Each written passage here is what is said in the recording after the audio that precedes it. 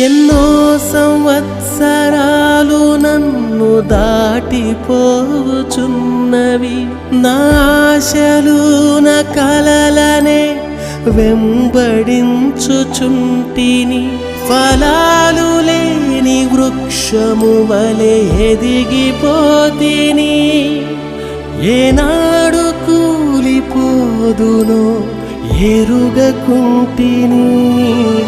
నా మరణ రోదన ఆలకించుమో ప్రభు, మరల నన్ను నూతనముగా చిగురు వేయని. నా బ్రతుకు దినములు లెక్కింపనేర్పుము దేవాయి, భువిని వీడు గడియ నాకు చూపుము.